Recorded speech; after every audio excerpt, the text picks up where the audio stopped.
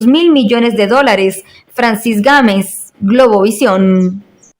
Parece entonces que hay disposición. Allí vimos la postura del gobernador del Táchira, dice que la vicepresidencia está encargada también de realizar algunas inspecciones. La semana reciente vimos también al ministro colombiano de Infraestructura o de Transporte, junto a otros representantes del gobierno del presidente Petro, revisando los puentes. Dicen que parece que todo está en orden. Sin embargo, este es el panorama hoy. Todavía hay algunos contenedores, la ayuda humanitaria que no pudo pasar Guaidó a Venezuela.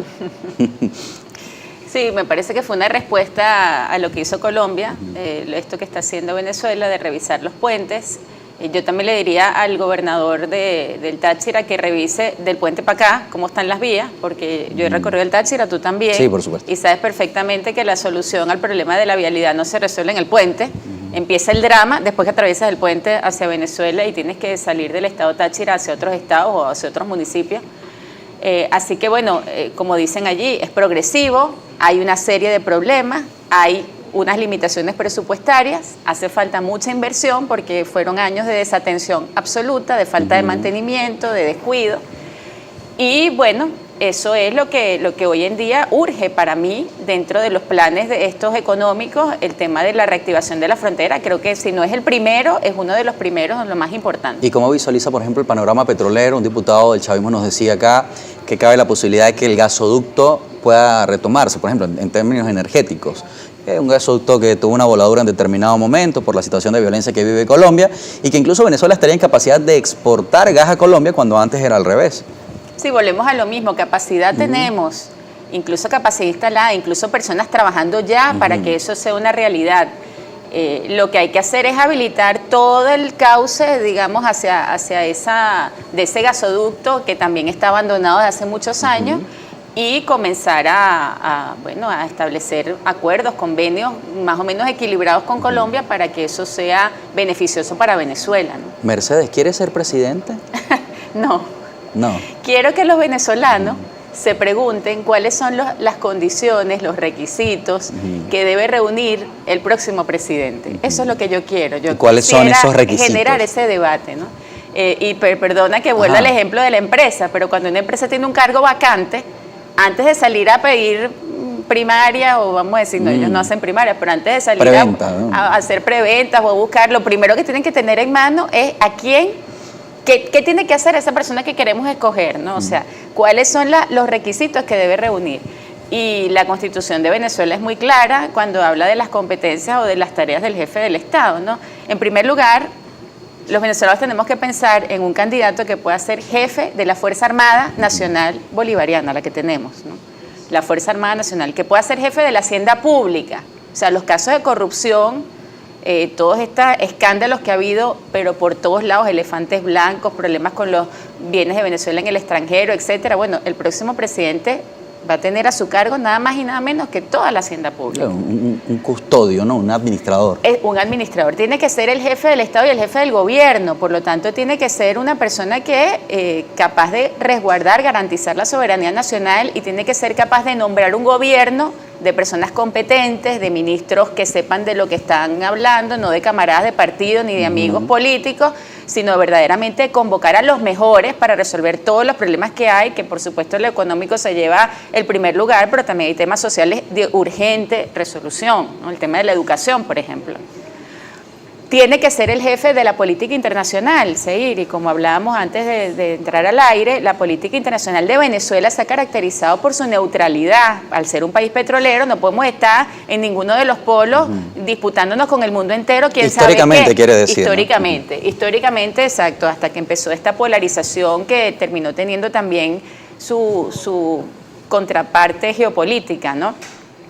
El jefe del Estado tiene que conducir la política internacional de Venezuela otra vez hacia el estar fuera de los polos en confrontación en medio de un mundo que está cada día más polarizado y cada día más en guerra, ¿no? Y una Venezuela muy cuestionada, ¿no? Y Venezuela muy cuestionada, hay que levantar sanciones, hay que tener la suficiente credibilidad, confianza, como para volver otra vez a recuperar la confianza del principal cliente de Venezuela, que tradicionalmente había sido Estados Unidos, ahora Europa, por el problema del petróleo ruso, del gas, etcétera. O sea, efectivamente, las condiciones que tiene que reunir esa persona tienen que ser las mejores, ¿no? Porque lo que le toca asumir y para poder desenvolverse bien, pues tiene que ser un estadista. ¿Y es mucho pedir? Yo creo que en Venezuela hay personas preparadas para hacerlo, ¿no? También se puede nombrar un grupo de personas competentes. Lo que pienso que tiene que prevalecer es el criterio de amplitud, ¿no? Que no lo hay en muchos factores ni del gobierno ni de la oposición, más bien están cerrados en su grupito. Bueno, si algo yo le huiría en este momento es al grupismo, porque no podemos llegar al gobierno a hacer lo mismo que venimos viendo, Claro. como no importan las competencias, no importa la capacidad, no importa la capacitación ni la preparación, sino que lo que importa es que eres amigo mío, lo que importa es que no me vas a traicionar, lo que importa... Lo demostró el sector radical de la oposición venezolana cuando tuvo cercanía de olfato del poder. Bueno, absolutamente. Allí están ya denuncias de las directivas que nombraron amiguitos, personas cercanas, sin ninguna preparación, sin ninguna, que llevaron a la ruina, bueno, que no supieron hacer bien el trabajo que tenían que hacer. Por lo tanto, creo que se han comportado, digamos, hemos llegado a una situación como de espejo, donde ambos extremos se comportan exactamente igual, y eso es justo lo que los venezolanos, a la hora de revisar los requisitos, qué condiciones debe reunir el próximo jefe del Estado, pues lo primero que tiene que descartar, pienso yo, es esos extremos que lo que hacen es imitarse mutuamente en sus prácticas, en sus decisiones, en sus nombramientos, en su corrupción, etcétera, ¿no? Ahora, usted dice que no quiere ser presidenta, quizás por ahora, digo yo, pero parece que Guaidó sí quiere, porque Superlano le levantaba la mano hace algunos días, decía que Guaidó se iba a medir a un proceso interno. ¿Qué opina de estos liderazgos? Bueno, ellos están hablando de unas primarias para elegir más que al jefe del Estado, al jefe de la oposición, ¿no? O sea, al que va a seguir ejerciendo el control de ciertos beneficios o poderíos que tienen. La verdad es que no lo tengo claro, pero claramente no se están planteando dirigir al país, porque para dirigir al país tienes que ser una persona de unidad, tienes que ser una persona capaz de convocar la unión nacional, no la confrontación ni el grupito. Y despolarizar también, ¿no? Claro, Es necesario. despolarizar, que más es lo que claman las encuestas, lo Se que nos va quieren el los tiempo. venezolanos. Mercedes, pero voy a leer un comentario. Bolívar de Visa dice: señora Malavé, usted está clara que para tener un nuevo presidente la oposición debe ir unida con un solo candidato. De lo contrario, volverá a perder el pueblo, quien es y será siempre la víctima. Bueno, cuando decimos que la oposición debe ir unida, sustituyamos la palabra oposición por el pueblo debe ir unido, el pueblo de Venezuela, los ciudadanos venezolanos deben ir unidos, como pasó en Barinas, por ejemplo, ¿no? Porque 80% de los ciudadanos venezolanos son opositores. Entonces, más que buscar la unión de unos candidatos o de unas cabezas de partidos, lo que tenemos que buscar es la unión de los venezolanos alrededor de un proyecto que, como digo, su principal ejecutor tiene que reunir unas condiciones de estadista para poder conducir al país en los próximos años. Se nos terminó el tiempo. Gracias por venir a Globovisión. Gracias a ti por la invitación.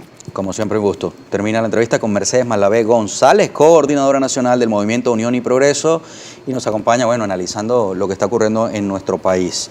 Mira qué interesante lo que ha dicho Mercedes. No peleemos tanto por quién va a ser el candidato, sino el perfil del candidato, que es bien interesante. Tiene que ser una persona con probidad, sobre todo, con ética política, y que pueda escuchar el sentir y el clamor del pueblo venezolano, y que pueda además despolarizar al país, y que sea un excelente representante de la política internacional para posicionar a Venezuela